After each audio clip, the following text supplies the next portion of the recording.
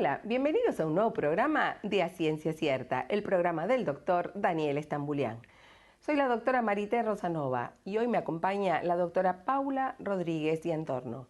Ella es infectóloga del Hospital Rivadavia y vamos a discutir acerca de un órgano muy noble, el hígado, que puede ser afectado por infecciones, las hepatitis. Hola Paulita, gracias por venir. Hola, ¿cómo estás, Marita? Encantada, muchas gracias. Siempre es un placer. Paula, viste que realmente se habla mucho de las hepatitis. ¿Qué es una hepatitis? Bueno, como sabemos, todas las terminaciones en itis hablan de inflamación. Es decir, que una hepatitis es una inflamación del hígado. Las inflamaciones del hígado pueden estar causadas por gérmenes, especialmente virales, y en otros casos pueden ser tóxicas o causas no infecciosas. Pero bueno, me parece que lo que nos ocupa hoy es hablar de las infecciosas y de las virales, ¿no? Exactamente. Entonces, viste que vamos a empezar por una de las más, digamos, conocidas, que es la hepatitis A. Bien. Entonces, ¿esa a quién afecta? Bueno, la hepatitis A es una hepatitis aguda, es decir, que cuando se produce puede durar una determinada cantidad de días, pero se cura y no deja secuelas, ¿no? Como primer dato claro e importante. Y la hepatitis A puede afectar a cualquier edad, a cualquier persona y se transmite a través de lo que nosotros llamamos vía fecal oral, es decir, de contaminación por falta de higiene de manos o por falta de higiene de superficies y puede estar contaminando alimentos, las aguas o, como dije recién, las superficies. Ahora, hay un dato muy importante que es que desde el 2005 la hepatitis A, como tiene una vacuna para prevenirla, está incorporado en el calendario nacional de vacunación al año de vida. Entonces, desde el 2005, todos los niños nacidos desde entonces, si adhirieron al calendario nacional de vacunación, tienen inmunidad con una sola dosis de vacuna. Ahora, Creo, perdóname, sí, vos dijiste una palabra que es fundamental, se adhirieron. se adhirieron. Entonces hay que adherir, porque yo te cuento que en el Hospital Garrahan la primer causa de trasplante hepático antes de la incorporación de la vacuna era por la hepatitis A. Claro. Y a partir de la incorporación de la vacuna no se produjeron prácticamente más trasplantes hepáticos relacionados con ese virus. Vos sabés que el último trasplante fue en el 2007. Lo estuve chequeando para traerle datos O sea, así sí. interesantes en la charla de hoy y el último trasplante hepático por hepatitis fulminante por virus A fue en el 2007. Por eso, como es vos decir, que decís, el impacto de la vacuna cortó algo que, si bien no era altamente frecuente, la hepatitis fulminante, pero bueno, se llevaba un importante trauma, no solo en la salud, sino en todo lo que implica hacer un trasplante. claro, ¿no? el hospital, yo te decía, porque como es un hospital de derivación, nosotros los veíamos muy frecuentemente. Claro. Y la verdad que era lamentable sabiendo que existía una vacuna. Y como vos decís, ahora está incorporada al calendario y es gratuita y obligatoria. Exactamente. Entonces, por favor, recomendar de adherir a la vacuna, que es obligatoria al año de edad, y después todos aquellos que no se vacunaron o que nacieron antes del 2005 y no entraron dentro de este paraguas de protección. cobertura, consultar a sus médicos de confianza y vacunarse. Que acá tenemos como otro dato para comentar.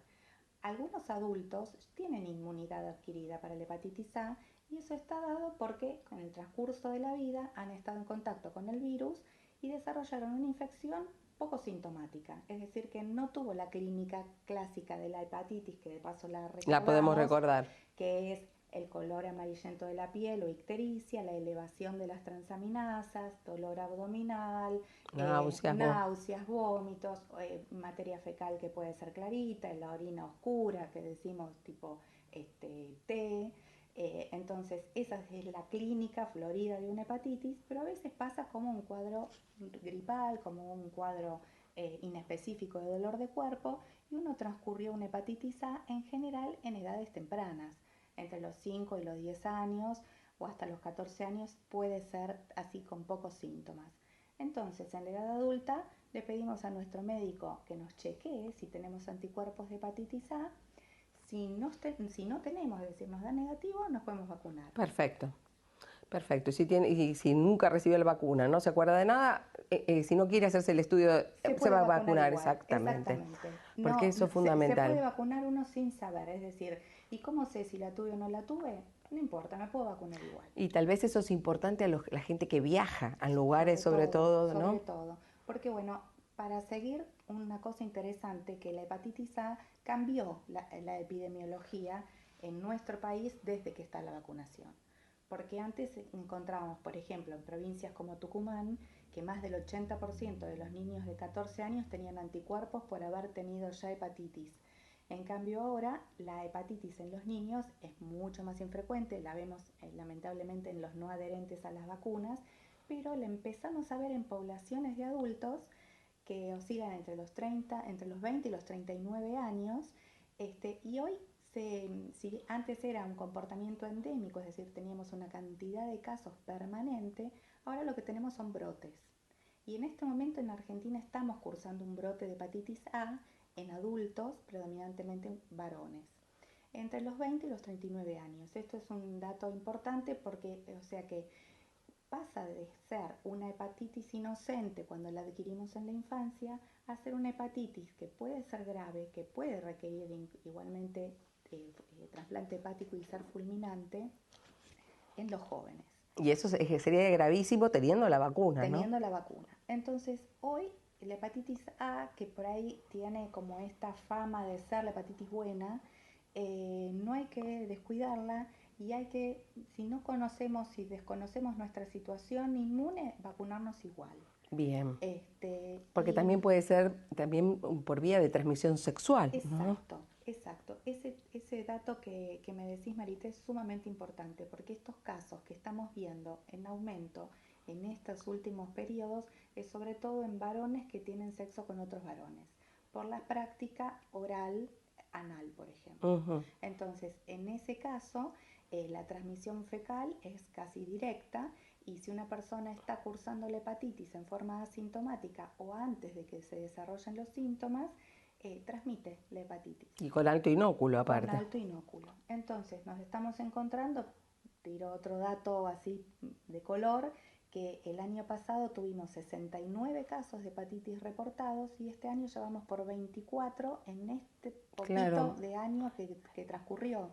Es decir que vacunémonos todos contra la hepatitis A, pero fundamentalmente los muchachos que tienen sexo con hombres, porque es una población vulnerable, claro. Y después los que viajan por Latinoamérica, Centroamérica, digamos lugares en donde la hepatitis A es endémica, y ahí sí los brotes son por contaminación de alimentos o agua. Claro, es decir, que aparte de vacunarse, tener cuidado con estos alimentos, exactamente.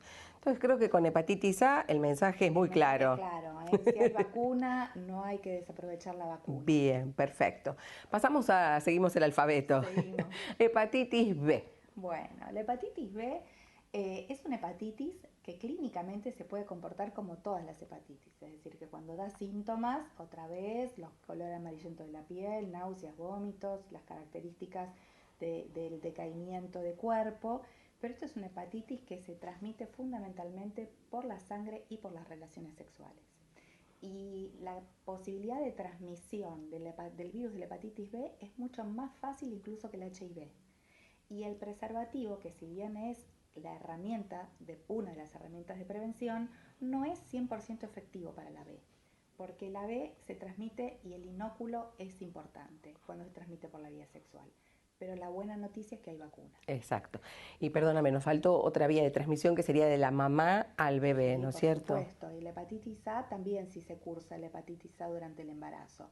Menos frecuente, pero puede suceder. Y la transmisión vertical de la hepatitis B, es decir, de la mamá cursando hepatitis al bebé, también existe y puede ser hasta de un 5% de los casos. Es decir, no es que todas las señoras embarazadas con hepatitis B van a transmitir, pero un 5% es mucho. Bien, por eso es importante saberlo, porque uno ni bien nace el bebé, hay que darle gamma globulina y vacuna. Exacto. Y después hay otras estrategias que se pueden hacer, porque incluso se les puede dar tratamiento a la mamá para llevarla a una carga viral negativa al momento del parto, como hacemos con el VIH, por ejemplo. Perfecto. Pero en el caso de la B, que como lo relatamos recién, transmisión a través de la sangre, a través de las relaciones, a través de materno-fecal. Tenemos vacuna desde el año 98-99 en nuestro calendario de vacunación, que realmente es un calendario de muy buen nivel. Y la vacuna de la hepatitis B son 3 dosis y se empiezan a dar en el primer semestre de vida del niño. ¿En qué casos tenemos que chequear si hay seroconversión? Es decir, si se generaron anticuerpos por la vacuna. En la hepatitis A, nunca, porque la vacuna es casi 100% efectiva.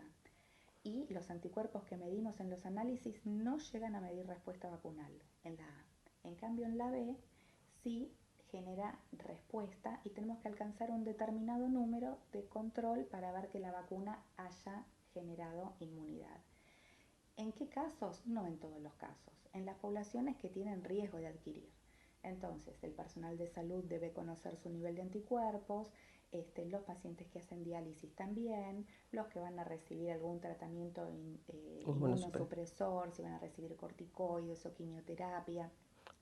Politransfundidos, es decir, hay ciertas poblaciones que necesitan tener un nivel de anticuerpos conocido y si con 3 dosis no alcanzaron la conversión, es decir, el nivel protector de anticuerpos, muchas veces se dan dosis extras, ¿no? Para alcanzar el nivel que los proteja. Ahora, todas las hepatitis tienen sus pros y sus contras. Decimos que esta hepatitis es altamente prevenible por vacuna, pero en el caso de que uno no se haya vacunado, otra vez, no entramos dentro de los que nacieron en el 99, en adelante, tenemos que vacunarnos electivamente. Entonces también nos podemos vacunar conociendo nuestro estatus, si la tuvimos y no nos dimos cuenta, o desconociéndolo, se le pide a nuestro médico las 3 dosis de vacuna y estamos inmunizados. Bien, porque vos también dijiste que se da en el primer semestre, claro. Pero después también a los 11 años hay una nueva oportunidad de ver si realmente está vacunado o no, y bueno, y los adultos y revacunarlo. Excelente. Es decir, que eso es fundamental para conocer. Porque aparte la vacuna de la hepatitis B, que es algo que a nosotros nos interesa también transmitir en el mensaje, es una vacuna que previene el cáncer, como la del HPV. Entonces, porque el virus de la hepatitis B es un virus directamente oncogénico, es decir, que la persona que adquirió hepatitis B puede desarrollar cáncer de hígado sin cirrosis, a diferencia de la C que vamos a hablar luego. Entonces, en una persona que tiene hepatitis B crónica, porque esta es la diferencia, la B puede llegar a la cronicidad, si no se resuelve en 6 meses, puede quedar una hepatitis crónica. En ese caso, el virus persistente puede desarrollar un cáncer en el hígado. Entonces, es muy importante estar vacunado. Y el bebé que dijimos que le transmite la mamá también, pero tenemos que ir a un cortecito, ¿Cómo no? Así que entonces dejamos a la audiencia así en suspenso de que viene todavía otra parte del alfabeto. Otra parte, seguimos. Gracias. No nos abandonen que volvemos rápidamente en un segundo bloque con la doctora Paula Rodríguez y Antorno.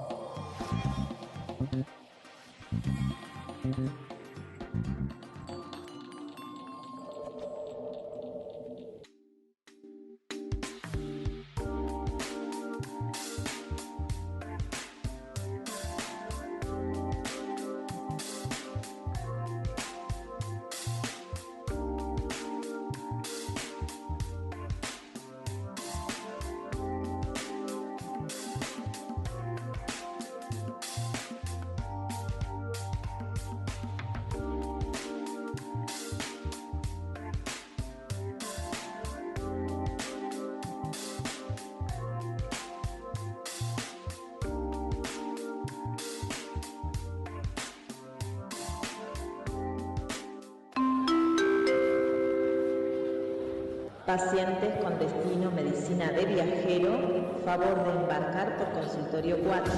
Muchas gracias.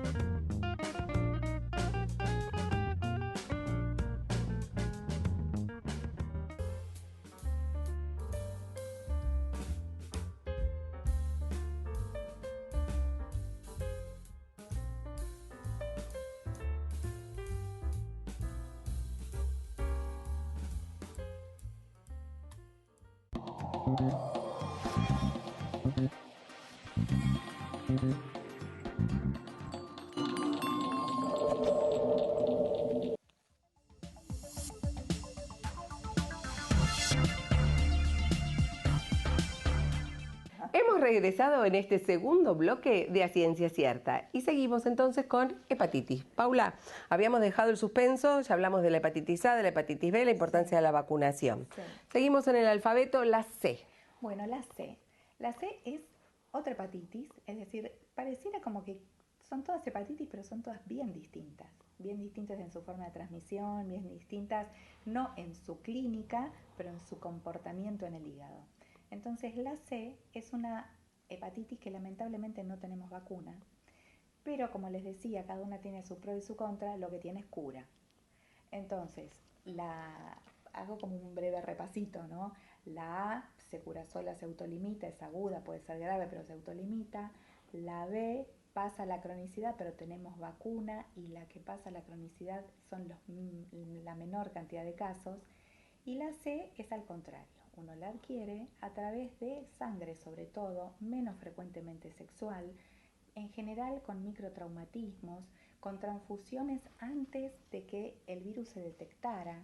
El virus de hepatitis C se descubrió en la década del 80, entre el 86 y el 90, y entonces las transfusiones realizadas antes de esa época no se chequeaba la presencia del virus, y mucha gente hoy es portadora del virus C desconociéndolo porque lo adquirió en una transfusión en unas épocas en donde se hacía mucha anexisterectomía, es decir, a las mujeres les sacaban el útero y requerían transfusiones posparto o ese tipo de situaciones más cruentas, y en esas transfusiones pasaba el virus de la hepatitis C, y hoy nos encontramos con una población de más de 60 años que es portadora de la hepatitis C y lo desconoce. Bien, pero es importante aclarar lo que vos decís, que antes no se chequeaba, pero ahora se chequea. Se chequea. Desde el año 90, es decir, muchos años atrás, todas las bolsas de transfusión se chequean, por supuesto, para el HIV, para la hepatitis B, para la hepatitis C, digamos, las transfusiones son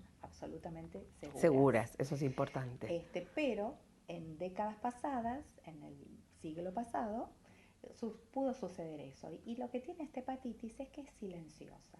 Me acuerdo que con el doctor Estambulián siempre decíamos que es una pandemia silenciosa, una epidemia silenciosa.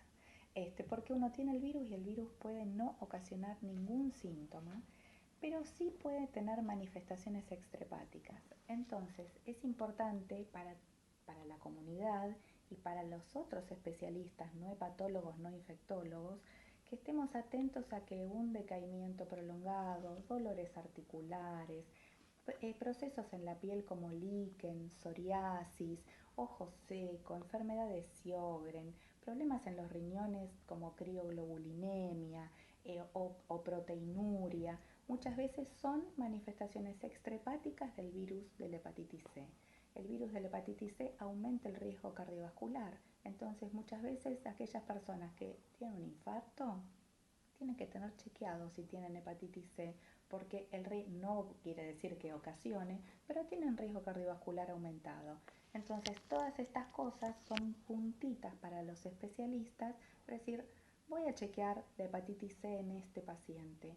Como recomendación, en este caso sí, que no hay vacuna, todas las personas una vez en la vida un chequeo de portación de hepatitis C. Es decir, le tienen que pedir a su médico que le pida la serología para hepatitis C. Exactamente. Bien. Y sobre todo aquellos que nacieron entre el 45 y el 65, ¿no? Bien. Que es una población que tiene riesgo aumentado. Bien. Y ese me dijiste que entonces no tenemos vacuna, como la A y la B, y ponele que te da positivo. Sí. ¿Qué hago? Bueno, un positivo para la hepatitis C con los medios los métodos de tamizaje puede ser incluso un falso positivo. Eso es importante aclarar. Entonces no hay que entrar en pánico, miedo, ni en pánico, nada. Viene un resultado, todavía falta una etapa confirmatoria. Y gran parte de esos positivos terminan concluyendo negativos.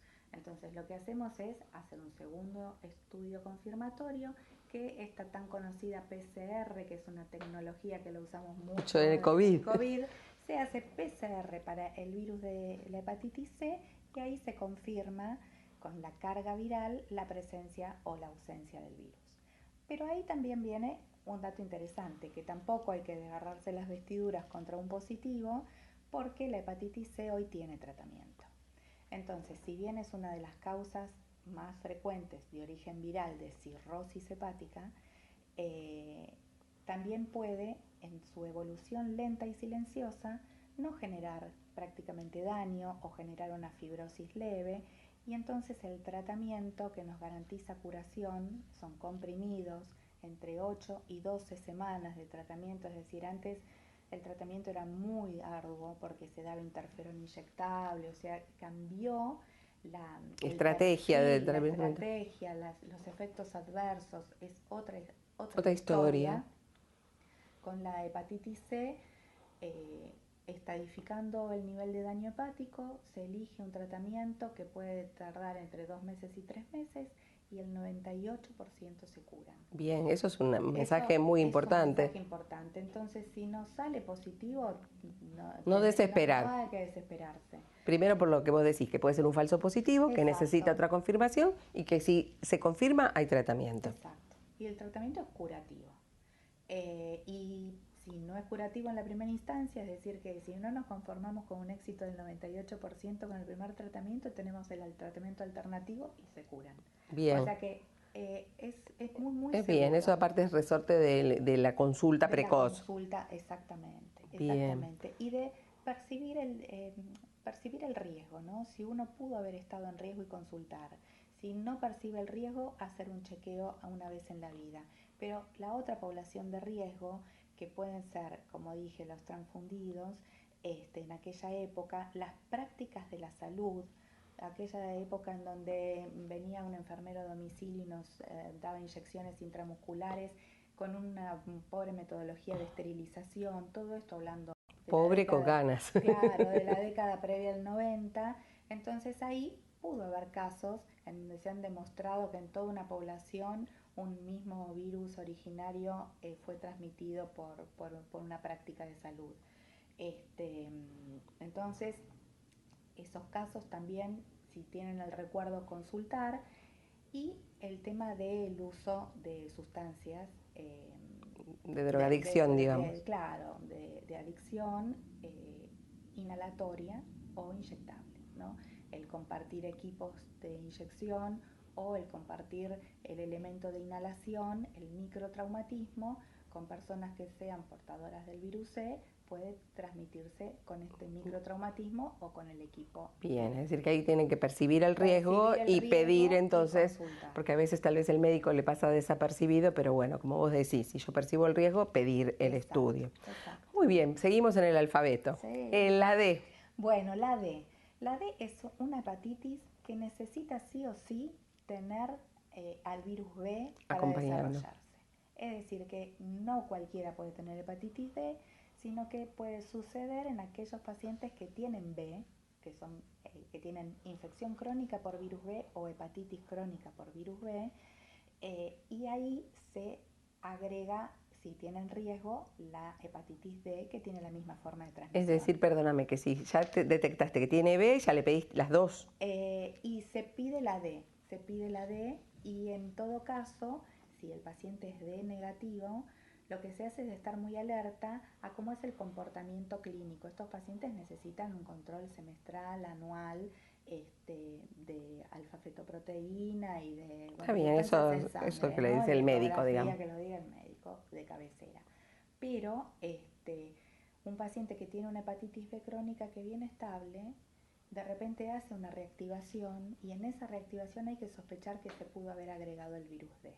Bien. Digamos, como concepto general. Bien, y para ese no tenemos vacuna. No tenemos vacuna y tenemos también que percibir el riesgo cuando somos portadores. ¿Y hay tratamiento para la D? Para la Tampoco, D. por eso es importante percibir el riesgo, saber que la tenemos, pero... Exacto. Bien, ¿y aquí tiene que tomar alguna precaución en particular con la pareja, por ejemplo, sexual o...? Y en realidad las parejas sexuales de las personas que tienen B tienen que estar vacunadas. Bien. Y tienen que tener chequeado su nivel de anticuerpos. Mientras estén protegidas con un buen nivel de anticuerpos no tienen riesgo. Bien, porque si no está la B, no está la D. No está la D, bien, exactamente. Perfecto. La E para terminar. La E, terminamos el alfabeto. Con esta porque podemos seguir nosotras. Bueno, con la E es una hepatitis que nosotros la hemos como transmitido como la hepatitis de las embarazadas, ¿no? ¿Por qué? Porque es una hepatitis de la misma transmisión que la A, fecal oral, pero que tiene en el embarazo puntualmente un alto riesgo, una comorbilidad importante, es decir, un gran peso de enfermar y de que esa embarazada tenga riesgo de mortalidad, que no es un comportamiento habitual con los otros virus. Entonces, casi que se circunscribió al riesgo en esa población, pero en realidad la hepatitis E puede ser para cualquiera. Es una hepatitis que tiene el mismo comportamiento que la A, se transmite por transmisión también fecal oral, pero como tiene 4 tipos, esto es un dato por ahí, hay 2 tipos, hay 2 genotipos de la hepatitis E que son zoonóticos, es decir, que pueden ser transmitidos por porcinos o por aves, y esas zoonóticas pueden ser crónicas. Entonces tenemos algunos tipos de virus E que van a ser agudos como la A, benevolentes, y hay otros que pueden cronificar. Bien. Perdóname, ¿y esto de los zoonóticos es por contacto con los porcinos o las aves? Exacto, pero con las deyecciones, exacto, con la materia fecal. Por eso habría que evitarlo, exacto, eso es importante. La higiene de manos es fundamental, es decir, las que se transmiten por transmisión fecal oral, salvo en la práctica sexual, la higiene de manos y la limpieza de las superficies con lavandina, que es 1 centímetro cúbico de lavandina por 1 litro de agua, con eso limpiamos las superficies, o sea que con eso nos prevenimos de las hepatitis de ese tipo de contagio. Bien, y eso es importante en todas las hepatitis, por ejemplo la A también tenés que hacer eso de la... Exacto. Bien. Y en el caso de que vayan de viaje, por ejemplo, ¿qué les decís de las aguas y de los alimentos? Bueno, la mayor recomendación en cuanto a las aguas es que tomen aguas seguras, compradas en lugares seguros. Muchas veces hay adulteración de botellitas de agua en puestos callejeros, entonces comprar agua segura en lugares seguros. No agregarle hielo a las bebidas, porque a veces uno toma una bebida envasada segura y le agrega un hielo hecho con agua de procedencia dudosa. Con las comidas compradas en lugares confiables, no comer cosas que están a la intemperie y en general evitar las cosas crudas. Muchas gracias, Paula, por habernos acompañado, un gusto, excelente tu presentación y te vamos a volver a invitar. Ay, bueno, muchas gracias, un placer, un placer. Hemos concluido este excelente programa de A Ciencia Cierta. Muchas gracias por habernos acompañado. Será hasta un nuevo capítulo de A Ciencia Cierta, el programa del doctor Daniel Estambulián.